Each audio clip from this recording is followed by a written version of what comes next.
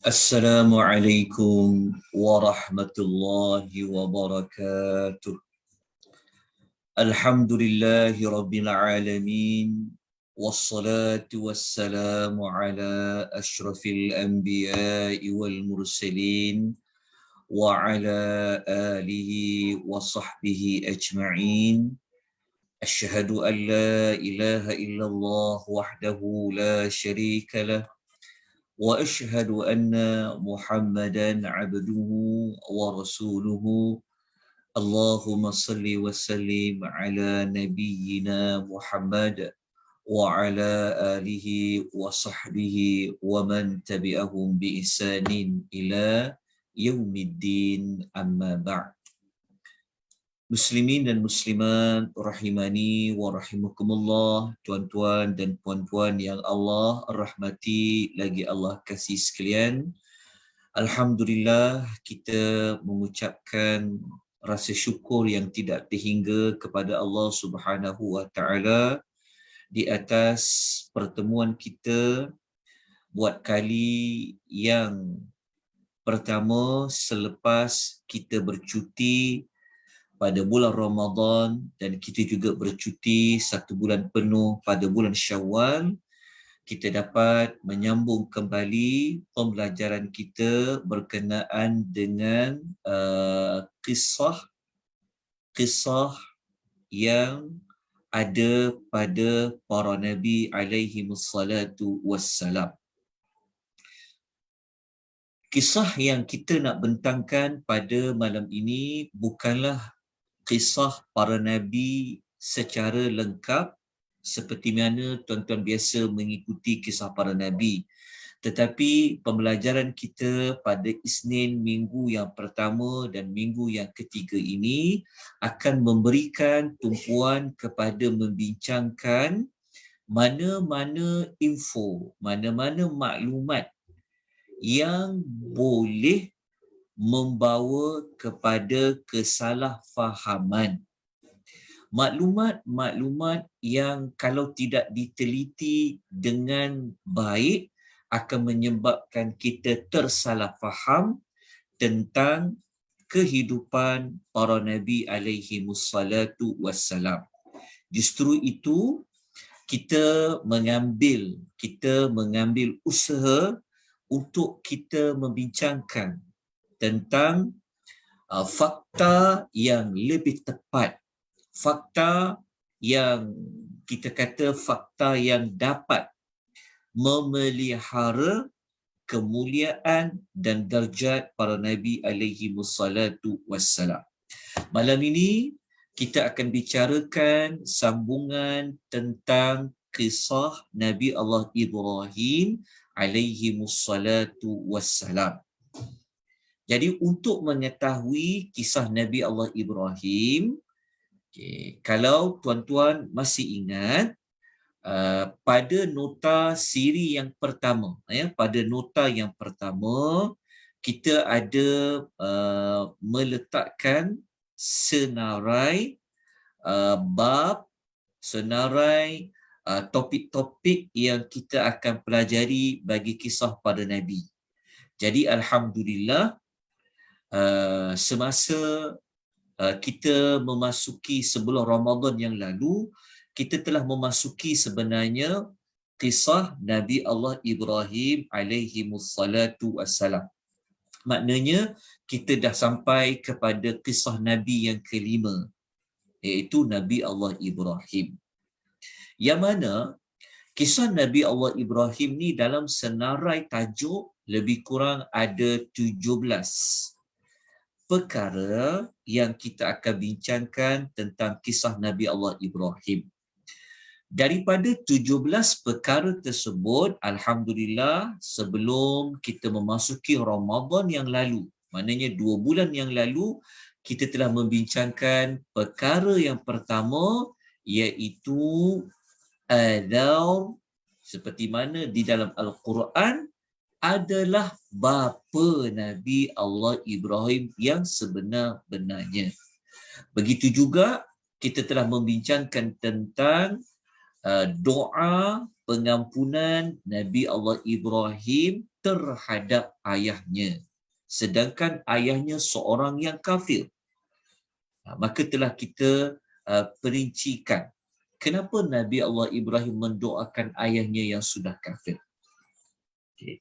Malam ini kita akan membincangkan dengan waktu yang agak singkat.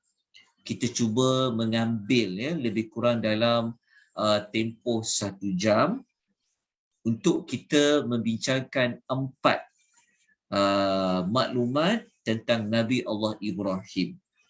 Maklumat yang kita maksudkan, kita akan bincang perkara yang ketiga, perkara yang keempat, perkara yang kelima dan perkara yang keenam. Kita akan bincangkan 4 topik berkenaan dengan Nabi Allah Ibrahim. Yang mana keempat-empat perkara ini, jika kita tidak mendalaminya, maka boleh membawa kita kepada salah faham. Seperti mana perkara yang ketiga ini, Nabi Allah Ibrahim, dia pernah mengatakan bintang yang dia lihat, bulan yang dia lihat, matahari yang dia lihat itu sebagai Tuhan. Dalam Quran dia sebut jelas, dia kata bintang tu hadza rabbi, Tuhanku. Jadi kenapa Nabi Ibrahim sebut bintang itu Tuhan dia?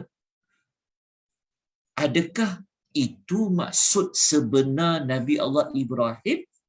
Inilah yang kita akan bincangkan bagi kemusykilan pada ayat berkenaan dengan Nabi Allah Ibrahim.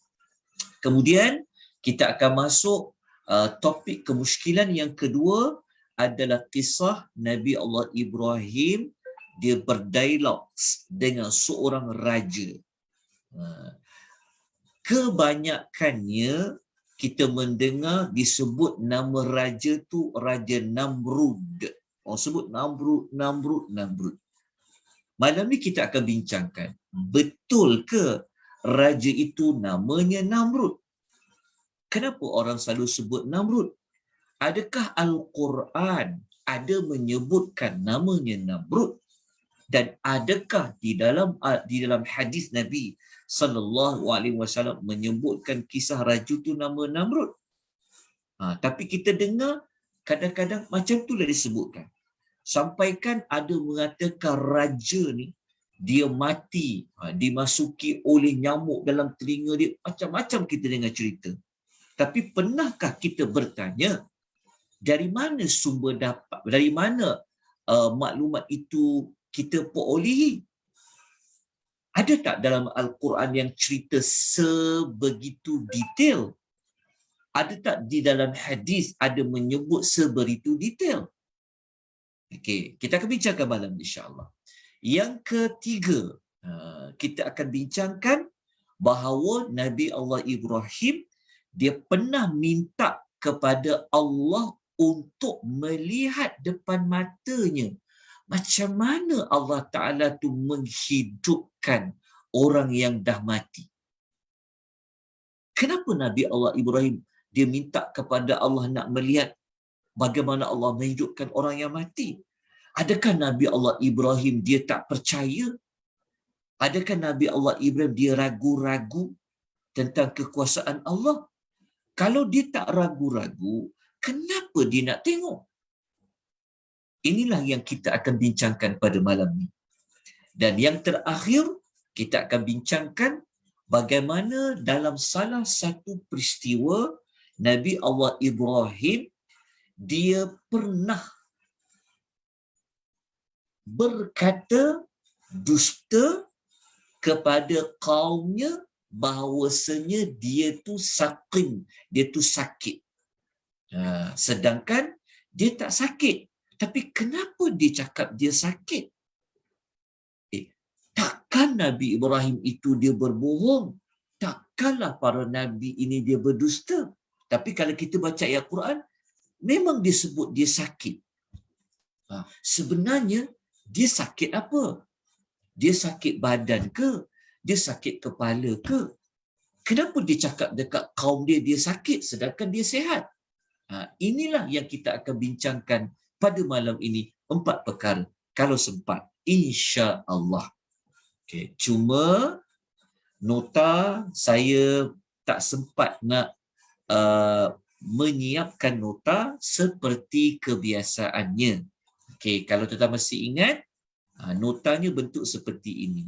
Kalau tuan masih ingat pada siri 15, siri yang akhir sebelum Ramadan dahulu, kita telah bincang K ni maksudnya kemuskilan yang pertama. Nama bapa Nabi Ibrahim, kita dah bincang. Kemudian kita dah bincang tentang kemuskilan kedua, doa pengampunan Nabi Ibrahim. Cuma nota belum lagi saya masukkan di Google Drive yang terdapat link tersebut di dalam Telegram Akademi Tadabbur Malaysia. InsyaAllah pada minggu ataupun pada sesi kelas yang ke siri 17, saya akan masukkan ke semua maklumat yang telah kita pelajari daripada kemuskilan yang pertama sehinggalah kepada kemuskilan yang ke-6 seperti mana yang telah pun kita sebutkan pada peringkat awal. Saya sebutkan maklumat ini pertama sebab kita dah cuti 2 bulan. Okay. Jadi kita kena tahu fokus kita tu tentang, fokus pembelajaran kita tentang apa. Kemudian kita kena tahu bahawa pendekatan yang digunakan dalam pengisian ini kita mempunyai nota rujukan dia. Dalam masa yang sama, tak boleh bergantung sepenuhnya kepada nota. Saya galakkan tuan-tuan dan puan supaya kalau boleh buka Quran terjemahan, kemudian buat beberapa catatan. Namun begitu, malam ni saya akan paparkan juga kepada tuan-tuan dan puan-puan nota, tapi nota tu sebenarnya dalam bentuk laman saya ambil daripada Legacy Quran. Okey. Kita bincang malam ini perkara pertama tentang Nabi Allah Ibrahim. Dia pernah melihat bintang, pernah melihat bulan, pernah melihat matahari. Dia mengatakan ketiga-tiga yang dilihat itu, dia kata, itu Tuhanku, itu Tuhanku, itu Tuhanku. Jadi kita akan bincangkan kenapa Nabi Ibrahim kata itu adalah Tuhan dia. Okay. Surah rujukannya, okay, kalau siapa ada Quran terjemahan, okay, kalau tak ada, boleh catat. Okay. Rujukan ayat adalah Surah Al-An'am. Surah Al-An'am ayat, okay, Surah Al-An'am, surah yang ke-6 dalam susunan Al-Quran. Okay. Ayat 75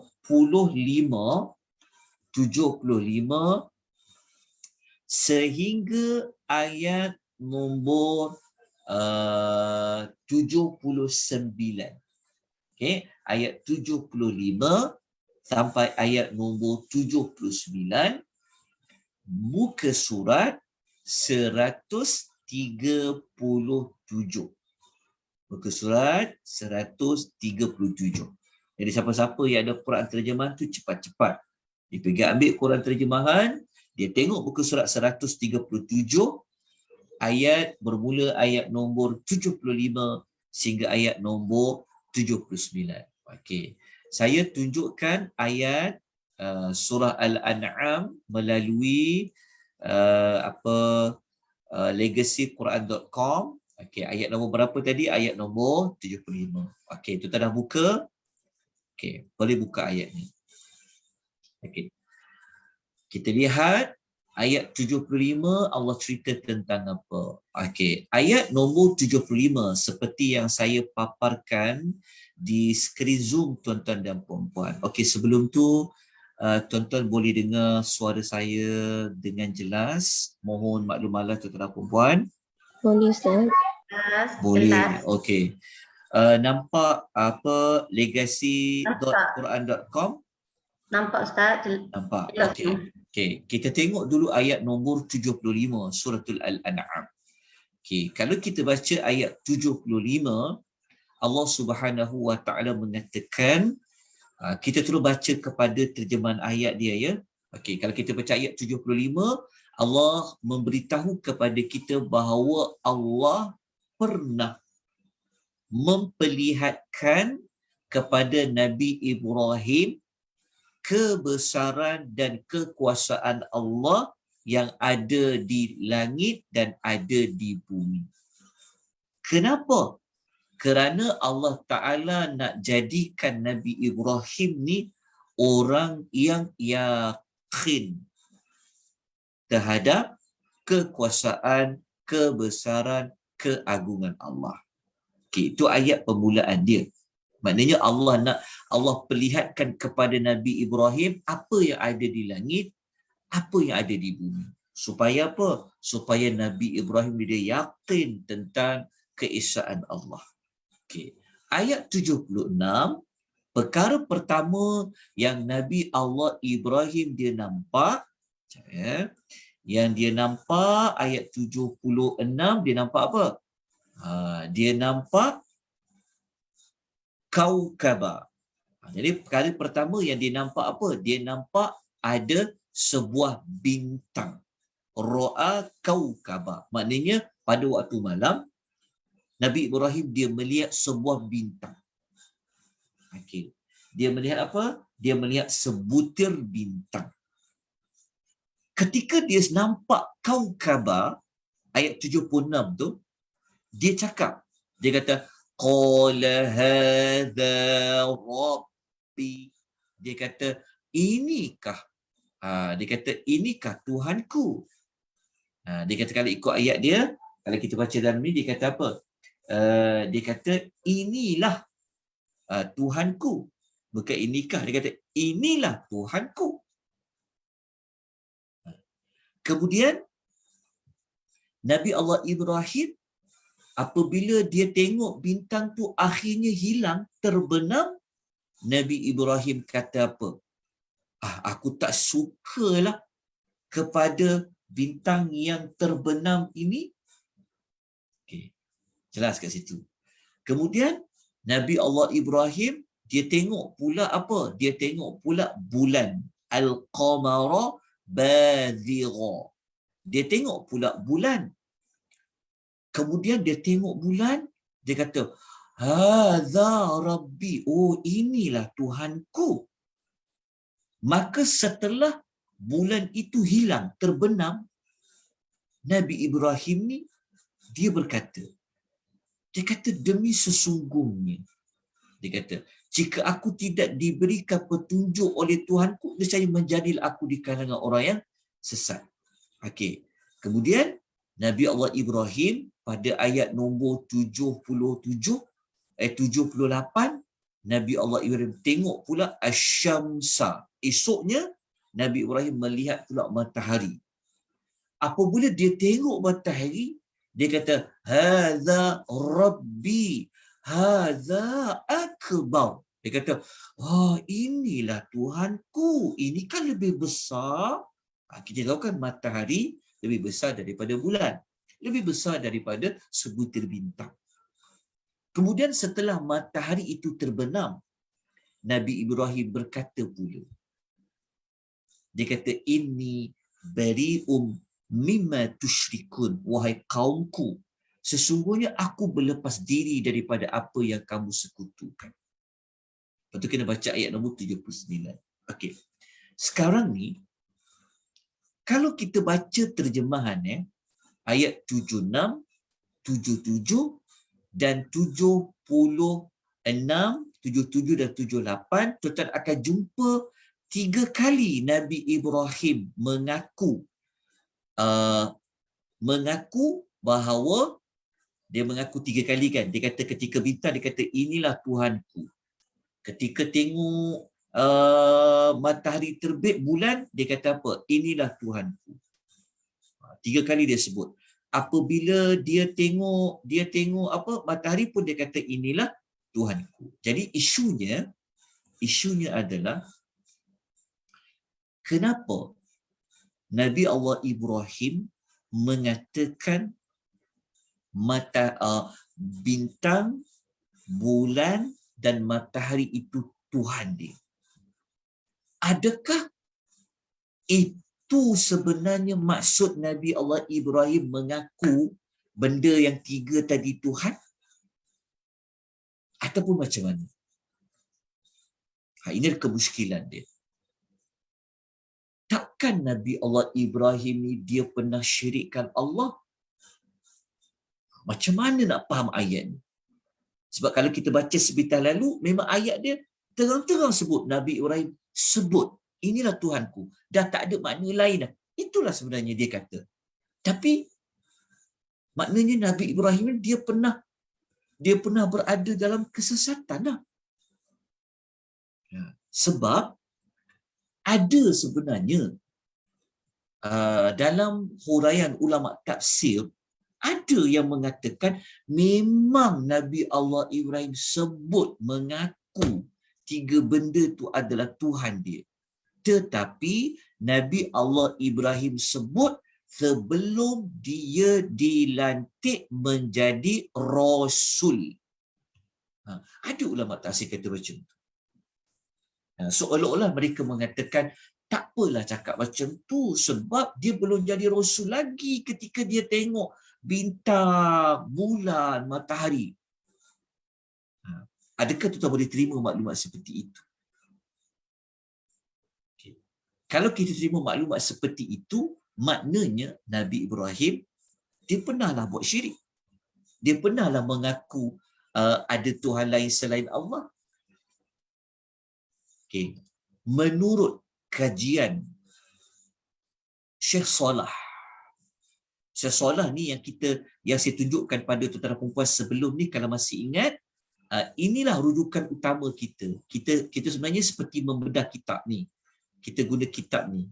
Nampak tak? Kitab yang saya paparkan ni. Kita guna buku ni. Mawaqiful Anbiya fil Quran. Mengikut Syekh Salah rahimahullah, beliau kata beliau tak setuju yang mengatakan Nabi Allah Ibrahim sebelum dia menjadi Nabi, sebelum dia menjadi Rasul, sebelum Allah lantik dia jadi Rasul, dia pernah cakap, dia pernah mengaku apa tiga perkara itu adalah Tuhan. Kalau kita baca ayat dia, memang betul pun. Jadi macam mana nak interpret ayat tu? Macam mana nak interpret ayat tu? Ini boleh salah faham tau. Kalau hanya baca terjemahan, tak melihat perbincangan para ulama secara mendalam, memang kita akan mengaku seperti itu. Sedangkan kita tahu kan, para Nabi dan Rasul ni mereka maksum. Sebelum jadi Rasul pun, mereka tidak pernah pun sebenarnya mensyirikkan Allah. Macam Nabi Muhammad. Nabi Muhammad SAW kan dia Rasul. Tapi Nabi tak pernah menyembah berhala. Walaupun dia lantik jadi Rasul umur 40. Tak pernah. Umur 39. Tak pernah. Sebab Rasul ni adalah makhluk Allah, manusia yang terpilih. Bersih daripada mensyirikkan Allah. Tapi kenapa ayat dia macam tu? Inilah namanya kemuskilan. So macam mana kita nak jawab? Jadi kita nak jawab. Siapa boleh bagi kongsikan setakat tuan belajar kisah Nabi Ibrahim ni, apa ulasan yang tuan pernah dengar? Siapa? Boleh tak tuan kongsikan? Kita berkongsi-kongsi ilmu. Siapa nak kongsikan? Jangan malu-malu. Ayah silakan. Nabi Ibrahim sebenarnya dia nak bagi bukan kaum dia yang nak bagi berfikir. Okey, nak bagi berfikir. Ada kuasa yang maksudnya kontrol tiga perkara tu. Ada kuasa yang kontrol tiga perkara tu. Dari situ dia rasa macam ada Tuhan lain selain berhala. Okey, maknanya sebelum tu dia mengakulah ada kuasa pada bulan bintang. Tak, dia macam ni. Yang ini salah satu cara Nabi Ibrahim nak menangani pluralism. Oh, mengenai pluralism. Okey. Lagi dah dekat dah tu. Dah dekat dah. Lagi. Kalau kita baca terjemahan boleh salah faham tak? Boleh salah faham kan? Okey, lagi Ya. siapa nak kongsi? Siapa nak kongsi lagi? Ada tu jawapan dia tu. Okey. Kalau kita tengok ayat berikutnya kan. Kalau kita tengok ayat nombor 79, kita dapati Nabi Allah Ibrahim sebenarnya dia kalau kita baca ayat nombor 79, Nabi Ibrahim dia cakap apa? Ayat 79.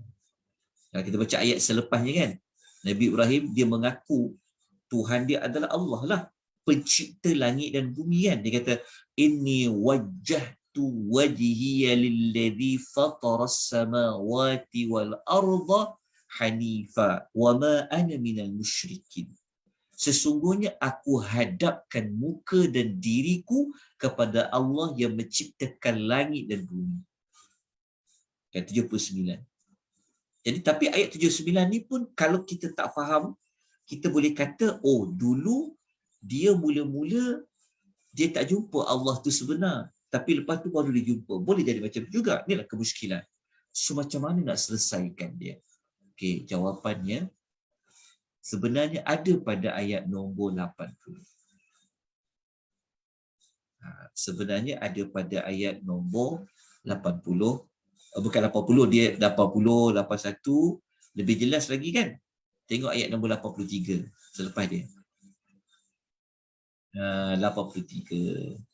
Ayat nombor 83 sebenarnya Nabi Allah Ibrahim dia sedang berhujah. Dia sedang berdebat dengan kaumnya.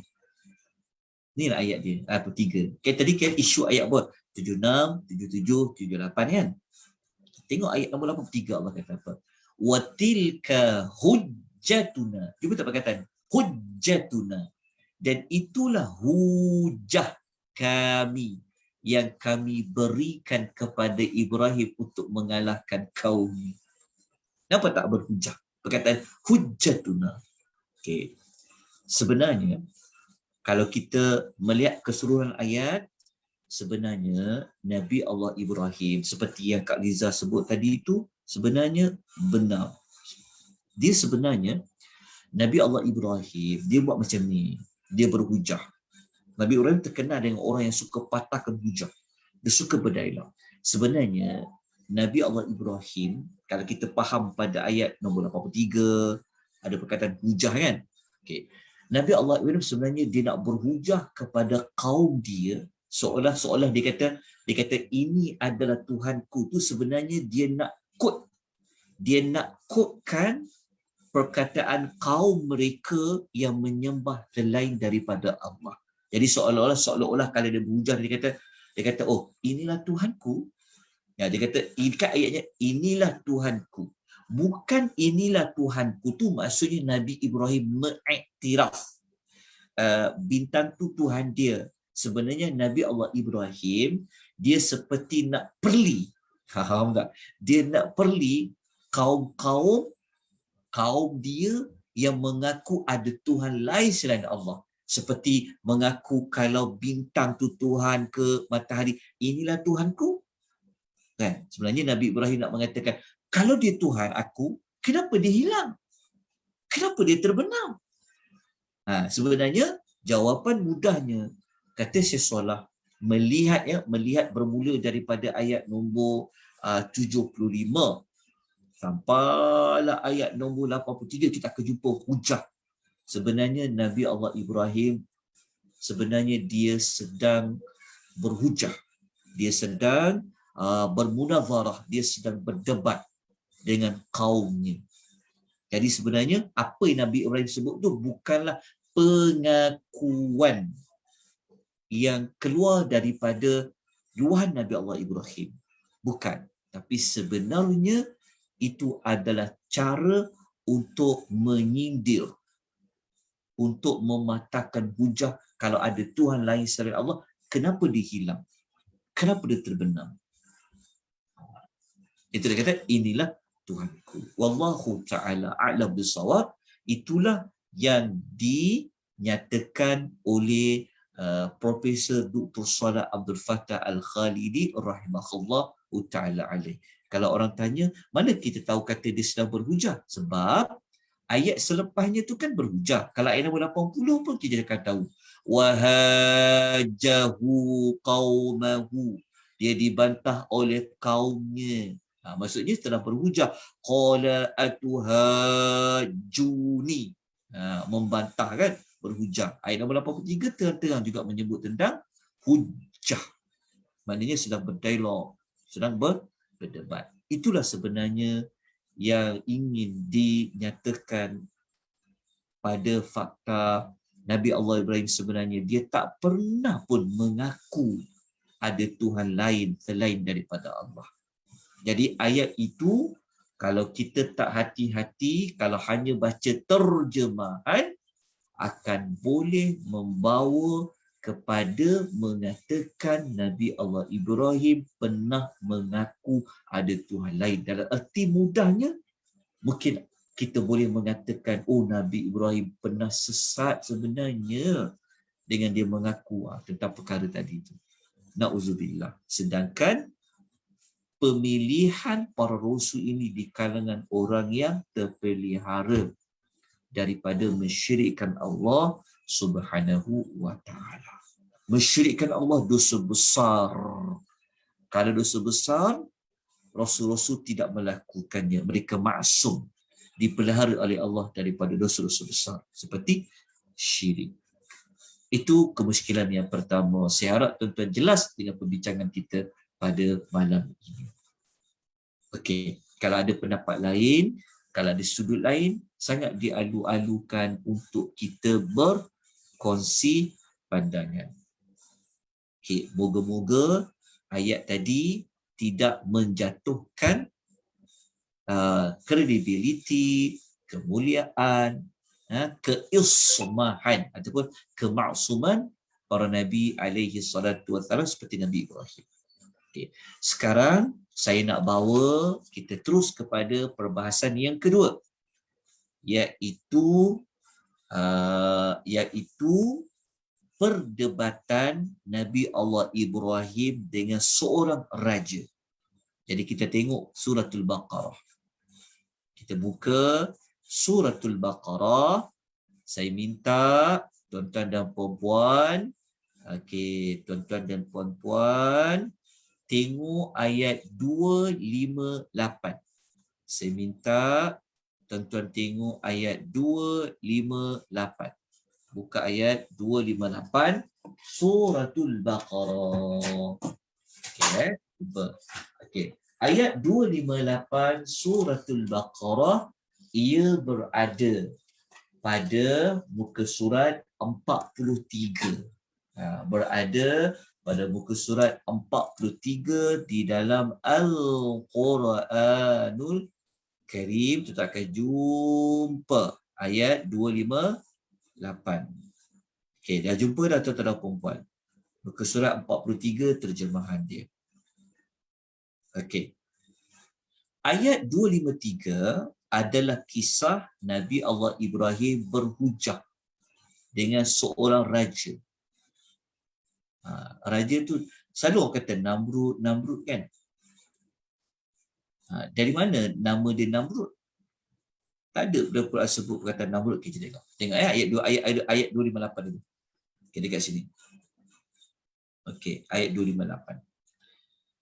Kalau kita baca ayat 258 ni, apa masalahnya nak sampai nak bincang ayat 258 ni? Bukanlah jadi masalah.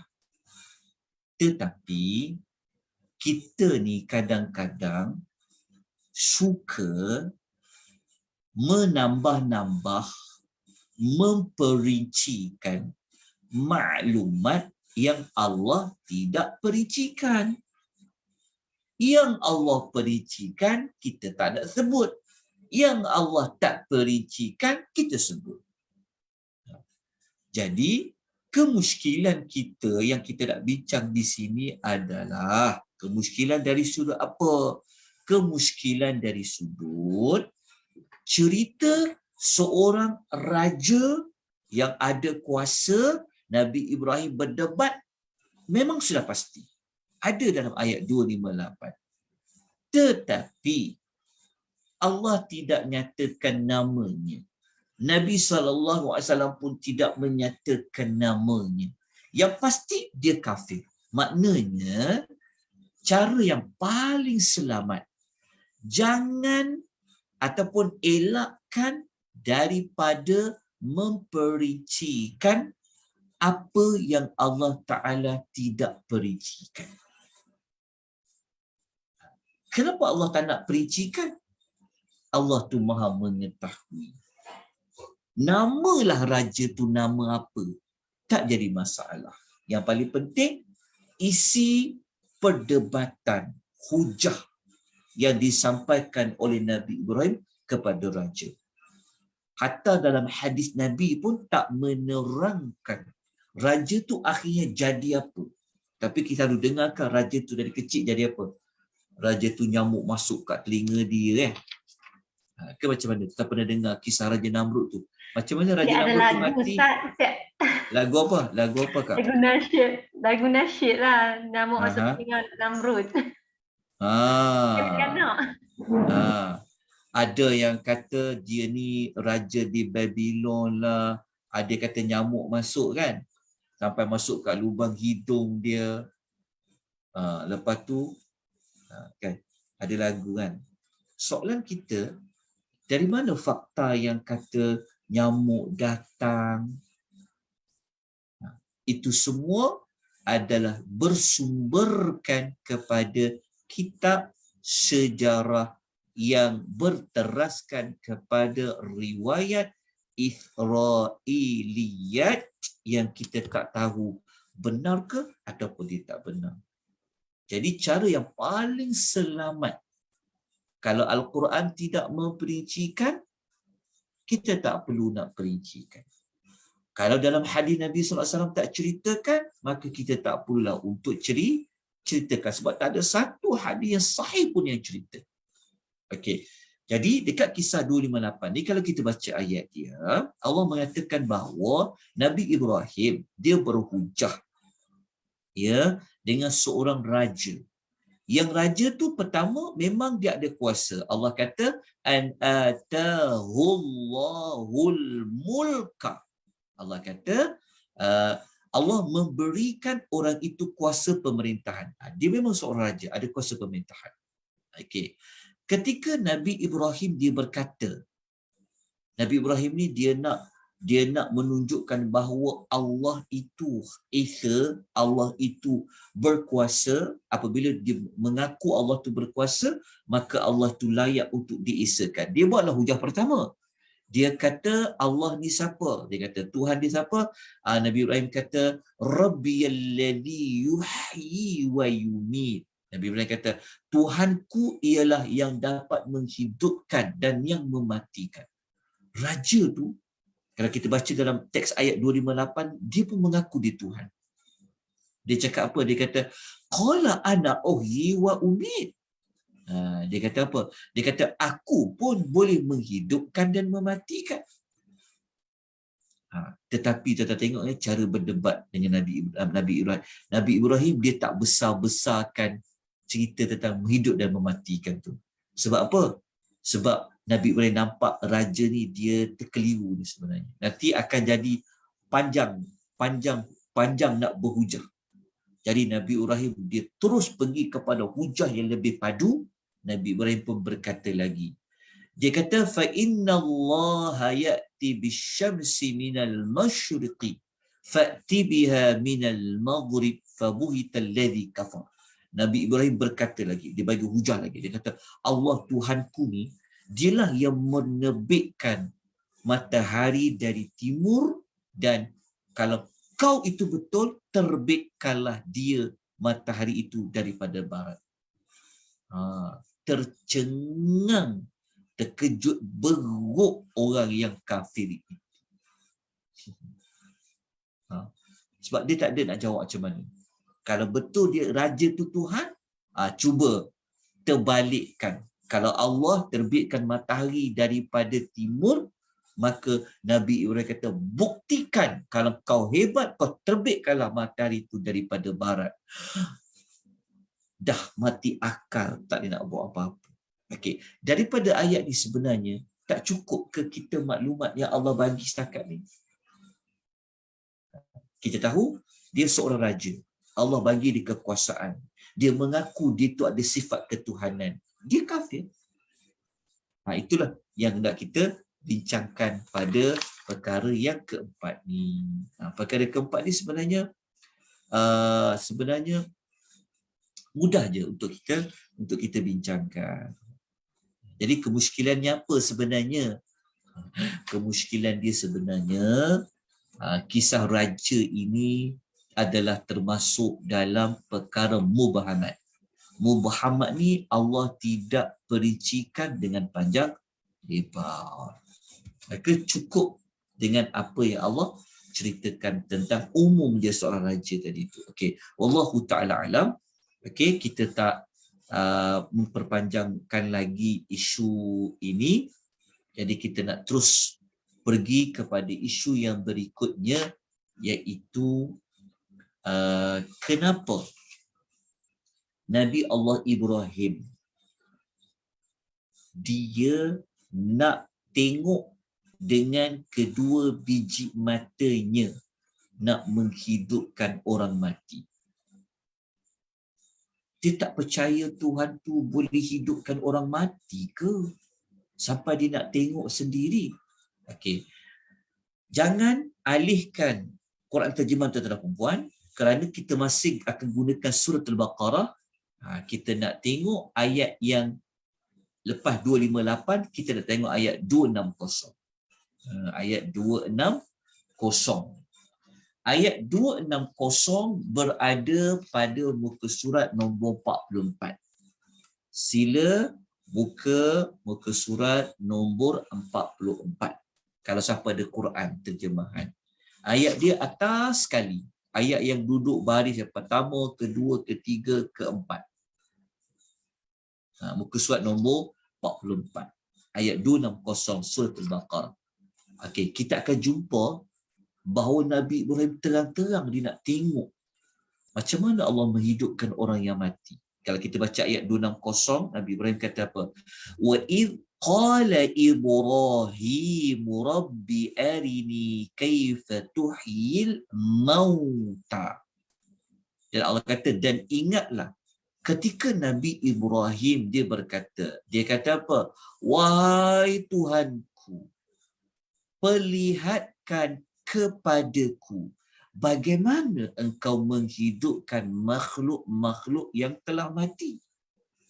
So Nabi Ibrahim dia nak minta tengok dengan kedua biji mati, macam mana Allah tu nak hidupkan orang yang nak mati. Isunya adalah kenapa Nabi Ibrahim tu dia nak tengok. Kalau kita baca ayat ni sampai setakat ni, kita akan dapati seperti Nabi Ibrahim ni dia tak percaya ke Allah Ta'ala nak hidupkan, Allah Ta'ala boleh menghidupkan orang yang mati. Ataupun sebenarnya macam mana? Inilah kemusykilan dia. Okey. Jawapan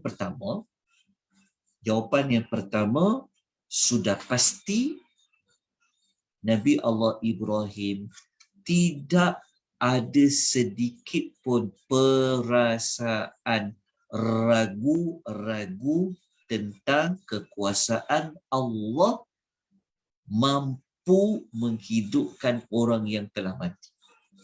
Itu jawapan dia. Tapi kalau orang tanya, tapi ayat tu kan dia cakap dia nak tengok, kenapa dia nak tengok? Kalau kita baca ayat selepas dia, potongan ayat selepasnya, Allah bertanya kepada Ibrahim sendiri. Qala awalam tu'min? Allah berfirman, adakah engkau belum percaya?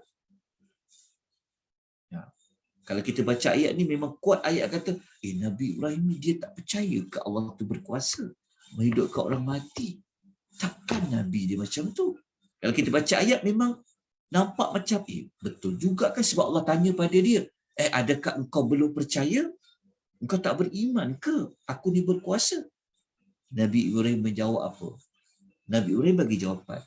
Dia kata bala, dia kata qala bala. Dia kata qala, Nabi Ibrahim menjawab, bala. Dia kata, sudah tentu ya Allah. Dia kata, maksudnya aku percaya, aku beriman, kata Ibrahim. Tetapi Nabi Ibrahim bagi jawapan apa? Walakin liyatma'inna qalbi. Tapi dia kata, aku nak tengok tu sebenarnya supaya hatiku menjadi tenteram. Menjadi tenteram tu maksudnya Nabi Ibrahim dia nak iman yang ada dalam hati dia tu makin membuat-buat imannya, bertambah iman. Jadi kalau orang tanya kenapa dia nak tengok? Kan? Walaupun dia percaya Allah tu berkuasa menghidupkan orang mati. Jawapan dia adalah untuk meningkatkan lagi keimanannya. Kalau iman dia dah mantap, jawapan dia nak bagi memampokkan lagi imannya. Maksud dia macam tu. Dalam erti kata lain, nak lebih untuk lebih mencerahkan lagi persoalan tersebut tentang imannya Nabi Allah Ibrahim ni terhadap kekuasaan Allah. Okey. Ayat yang dia kata nak tengok tu sebenarnya adalah bukan dia nak tengok Allah tu berkuasa ke tak berkuasa, tetapi dia nak tengok cara dengan lebih jelas macam mana hidup ke orang mati. Kita faham tak? Maksud dia macam ni. Kita bagi contoh apa ya? Contoh kita kata, okay, kita sedia maklum bahawa kawan kita ni dia memang pakar buat kek. Orang makan kek dia sedap. Kan?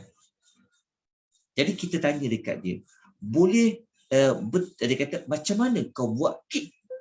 Jadi kita tanya tu bukan kita tak percaya dia tu pandai buat kek. Sebab ramai orang cakap dia pandai, orang dah makan.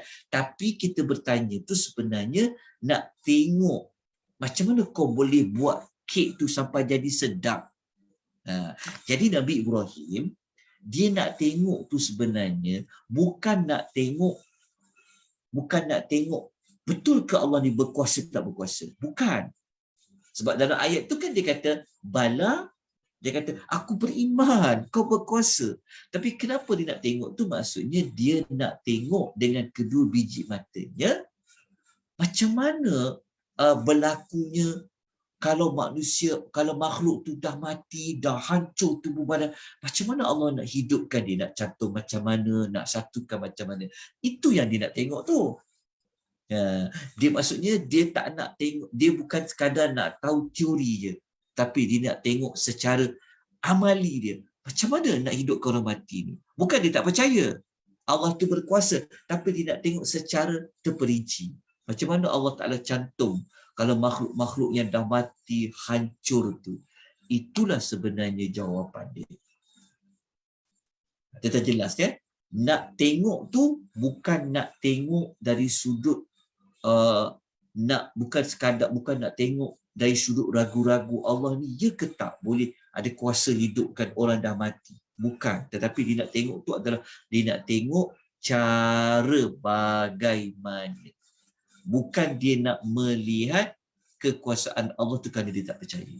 Dua benda berbeza. Dan kalau tuan-tuan baca kisah Nabi Ibrahim ni dia memang suka bukan nak tengok teori je. Dia suka dalam bentuk dia suka tengok praktikal dia macam mana. Lepas tu kalau kita baca karakter Ibrahim kan,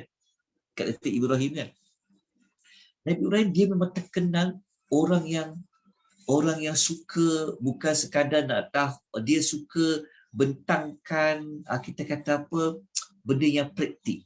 Contohnya macam ni. Okay, ya?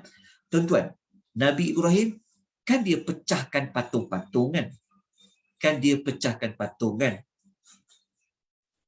Nabi Ibrahim macam mana dia nak kalahkan hujah tentang patung tu tak berkuasa? Kan dia letak kapak kan? Oh, kalau kita baca kan Nabi Ibrahim dia minta dia orang tanya kan, dia bagi hujah logik. Kalau patung tu Tuhan, dialah yang hancurkan. Contoh. Nabi Ibrahim ni seorang yang terkenal dengan orang yang dia suka datangkan, dia nak tengok macam kita kata apa, dia manusia yang dia bukan sekadar kata teori saja patung tu. Contohnya bukan orang kata lah patung tu tak boleh buat apa-apa pun, bukan dia sekadar cakap je, tapi dia buktikan, dia tunjuk, dia pecahkan patung-patung ni, dia biar patung yang besar. Dia nak tunjuk bukan sekadar logik, tapi bukan sekadar teori, tetapi dia nak tunjukkan bukti dia. Begitulah Nabi Ibrahim. Jadi kata para ulama, kata Syekh Salah, dia nak tengok Allah hidupkan yang burung-burung, makhluk yang mati tu bukan melihat sekadar untuk tak percaya Allah tu berkuasa, bukan. Tapi dia nak melihat secara dengan mata ain dia, dengan jelas bagaimana Allah menghidupkan orang mati itu secara terperinci. Sebab itu Allah Ta'ala tunjukkan pada dia. Allah minta dia ambil 4 ekor burung, sembelih burung tu, pisah-pisahkan burung tu, kemudian kumpul dia, letak pada setiap bukit, kemudian panggil burung tu datang, hidup balik semula, cantum balik tulang-tulang dia, daging-daging dia. Itulah Allah Ta'ala tunjukkan. Jadi perbahasan kita pada malam ni adalah untuk menghilangkan kemuskilan kalau ada yang tersalah faham bahawasanya Nabi Ibrahim pun sebenarnya ragu-ragu tentang kekuasaan Allah. Jadi kita jawab persoalan tersebut berdasarkan kajian Syekh Salah. Beliau mengatakan bukan Nabi Ibrahim itu ragu-ragu tentang kekuasaan Allah, tetapi dia nak menambahkan lagi rasa iman dia, rasa percaya dia. Dia dah yakin, tapi dia nak lebih-lebih lagi yakin dengan dia boleh melihat sendiri macam mana Allah Ta'ala hidupkan melalui seperti mana dia dapat melihat 4 ekor burung yang telah mati, Allah hidupkan kembali. Wallahu ta'ala a'lam bissawab. Okay. Kemudian kita pergi kepada satu lagi isu. Isu yang berikutnya adalah isu Nabi Allah Ibrahim. Dia telah mengatakan dia itu sakit. Inni saqim. Kalau kita baca pada ayat tu, seolah-olah Nabi Ibrahim ini seperti dia berdusta. Kenapa dia cakap macam tu? Takkanlah Nabi berdusta. Ini kita akan huraikan. Dan yang kedua, apa maksud dia sakit? Adakah dia sakit badan? Ini kita akan bincangkan. Okey, ada masa lagi tak? Dah 10:08 minit. 10:08 minit. Kita mula tadi 9 suku. Okey, setakat ni boleh ikuti tak? Tuan-tuan boleh faham? Ada apa-apa persoalan nak tanya? Ada tak apa yang saya sampaikan ini bertentangan dengan apa yang tuan-tuan pernah pelajari? Kalau ada, boleh kongsikan. Mungkin kita boleh harmonikan fakta-fakta tentang kisah para Nabi. Kenapa sampai kita nak terangkan? Sebab kita nak memelihara kemuliaan, keagungan para Nabi. Sebab Allah Ta'ala yang pilih. Kalau Allah Ta'ala pilih, takkan Allah pilih Rasul yang ada sifat ragu-ragu tentang Allah berkuasa. Ke situ yang kita nak perjuangkan. Okey, kalau tak ada soalan, kita masuk kepada kemuskilan yang berikutnya dalam surah Saffat, surah nombor 37. Apa kata? Kita terus buka surah yang ke-37. Surah Saffat. Okey, tengok muka surat 449. 449. Surah Saffat. Okey. Dah buka surah Saffat? Okey, surah 37. Okey, kita tengok. Kita tengok Ayat rujukan kita adalah ayat nombor 83 sehingga 90. Ayat 83 sampai 90. Surah Al-Saffat, muka surat 449. Okey, betul tak muka surat 449? Okey. Jelas Okey, sekarang ni kita nak bincang tentang satu daripada tiga yang nampak seperti pembohongan tapi sebenarnya bukan pembohongan. Nampak dia macam sama tapi sebenarnya bukan. Patut untuk kita bincangkan. Okey, kalau kita baca ayat nombor 83. Okey, Allah mengatakan Nabi Allah Ibrahim ni ya. Ayat nombor 83 Allah kata Nabi Ibrahim ni adalah di antara orang yang menegakkan apa yang dibawa oleh Nabi Allah Nuh. Okey. Kalau kita baca ayat nombor 84, Allah beritahu tentang hati Nabi Allah Ibrahim yang sejahtera, bersih daripada syirik. Ayat nombor 85, Nabi Allah Ibrahim, dia berkata kepada bapanya, dia tegur bapanya, dia tegur kaum dia, apa yang kamu semua sembah ni? Itu ayat nombor 85. Ayat nombor 86, selepas Nabi Allah Ibrahim bertanya, Nabi Allah Ibrahim menegaskan yang sepatutnya kena buat tu apa? Adalah Rabbul Alamin, itulah sebenarnya Tuhan kamu. Okey. Ayat nombor 88, Nabi Allah Ibrahim dia renung satu bintang. Fanadhara nadharatan fin nujum. Dia memandang dengan satu renungan kepada bintang-bintang. Okey, faham baik ayat nombor 88. Mula-mula Nabi Ibrahim dia tengok bintang-bintang. Lepas dia tengok bintang tu kan, tu dia jadi sakit.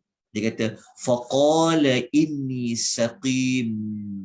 Lalu dia berkata, sesungguhnya aku merasa sakit. Okey.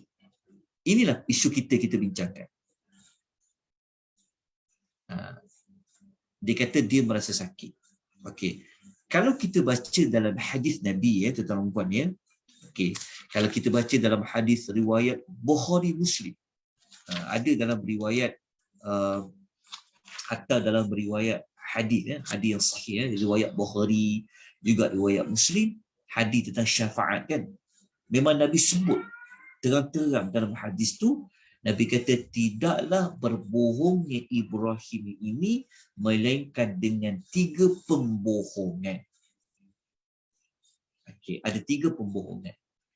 2 perbohongan Nabi Ibrahim, salah satunya ayat ni, nombor 89. Dia kata apa? Dia kata sesungguhnya aku merasa sakit. Lepas tu apabila kaum dia tahu dia kata dia sakit, kaum dia buat apa dekat dia? Fatawallaw anhu mudbirin. Mereka pun berpaling tinggalkan dia. Berpaling tu maksudnya Nabi Ibrahim tak dibawa sekali dalam program mereka. Jadi Nabi Ibrahim tinggallah keseorangan di kampung mereka itu. Kenapa? Kenapa orang kampung dia tak bawa sekali Nabi Ibrahim berpesta? Sebab Nabi Ibrahim mengatakan dia sakit. Tapi sebenarnya dia tak sakit. Maknanya dia berbohong ke?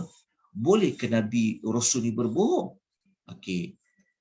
Nampak seperti berbohong tetapi sebenarnya bukan berbohong. Kenapa dia cakap dia sakit?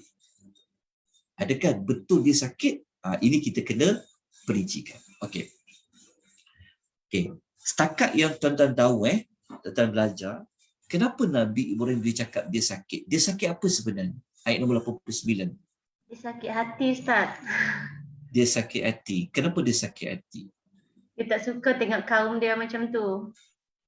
Okey. Bukan dia demam ke, bukan dia sakit perut ke, bukan sakit jasmani. Dia sakit sakit hati. Okey.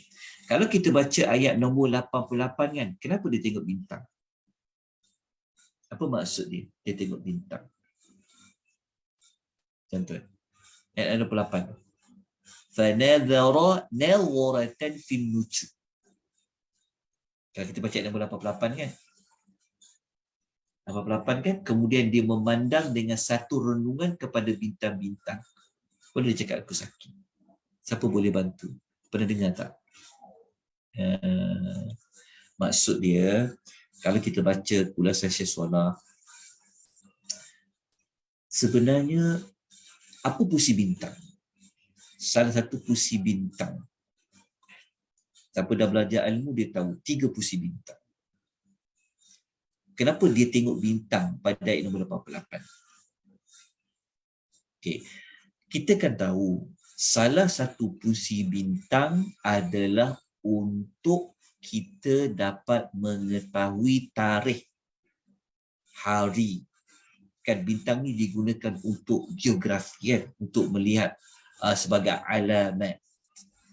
Okay. Kalau kita baca, gabungkan ayat 88, 89 dengan 90, sebenarnya Nabi Allah Ibrahim dia mengira berapa hari bulan nanti kaum dia akan pergi keluar berpesta.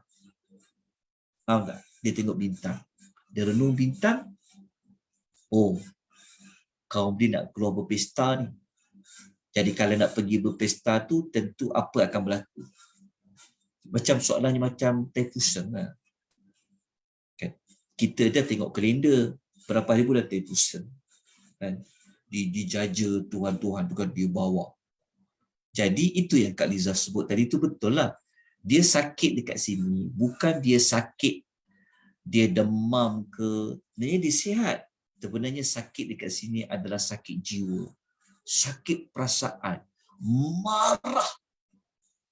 Sebab apa dia marah? Sebab dia tahu kaum dia ni menyembah patung-patung. Sampai nak buat pesta pula.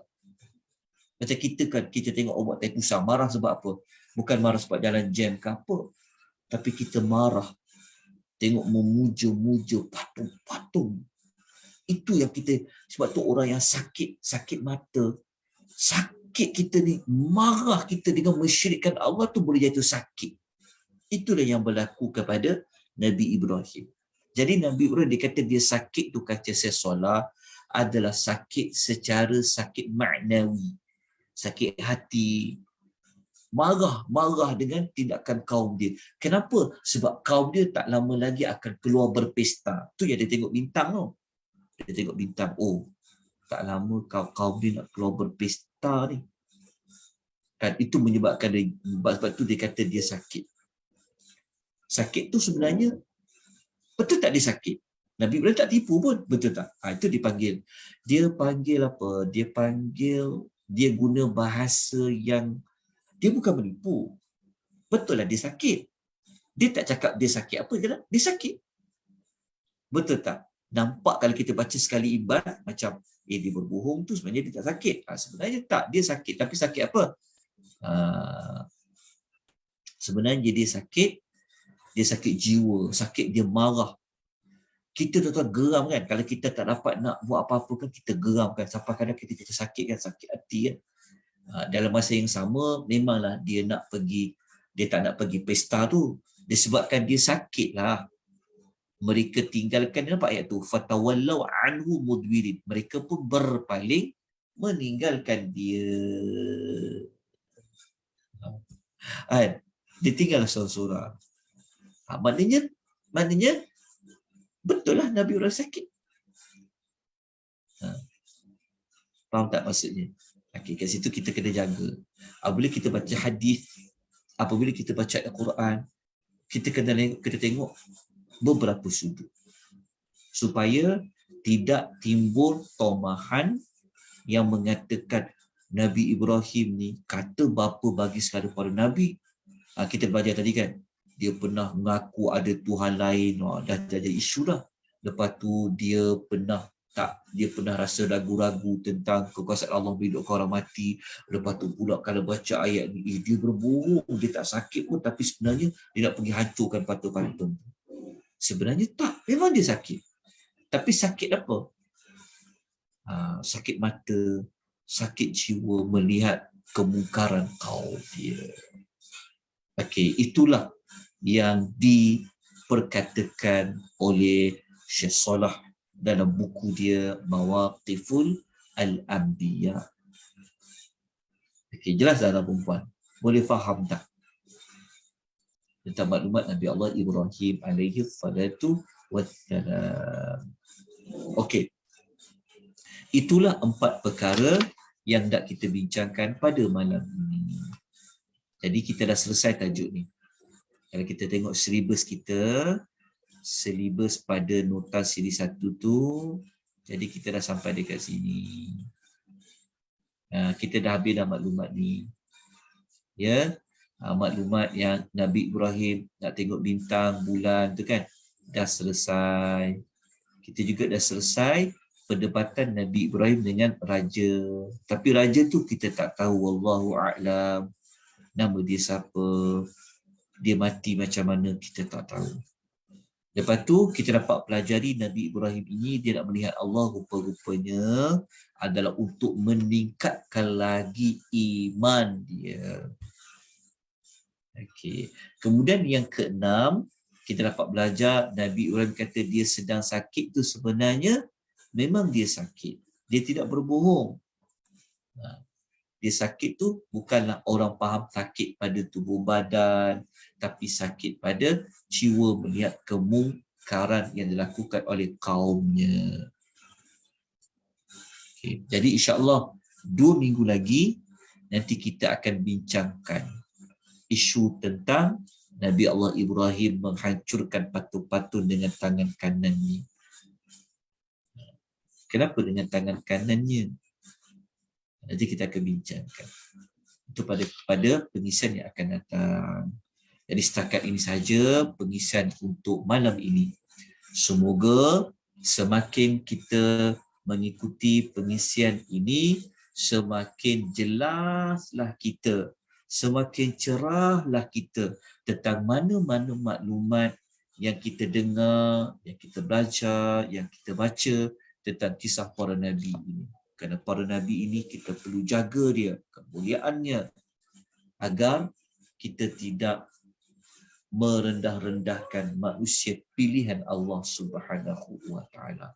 Jika kita rendah-rendahkan manusia pilihan Allah, nanti akan membawa kepada kekurangan yang ada pada Allah, sebab Allah lah memilih mereka itu. Okay. Wallahu ta'ala alam, Allah lah lebih mengetahui ketepatan maklumat yang kita sampaikan. Itu hanyalah kajian yang dilakukan oleh Al-Fadhil Dr. Salah Abdul Fattah Al-Khadidi rahimahullah. Ada berapa soalan tuan-tuan puan sebelum kita tangguhkan? Ada pertanyaan? Tak ada. Okey, kalau tidak ada, kita berhenti di sini insya-Allah. Jadi dijemput kepada tuan-tuan dan puan kalau ada kelapangan pada esok pagi. Jam 10.30 kan Kak Liza? Pukul 10 Ustaz. Pukul 10 kita sambung kembali tadabbur suratul Mukminun. Jadi jemput semua tuan-tuan dan puan mengikuti pengisian. Jika ada waktu lapang, tak ada kelas lain, dijemput insya-Allah. Nanti kita kongsikan link Zoom untuk kelas esok pagi. Aqulu qouli hadza wa astaghfirullahal azim wa billahi taufiq wal hidayah. Wassalamu alaikum warahmatullahi wabarakatuh.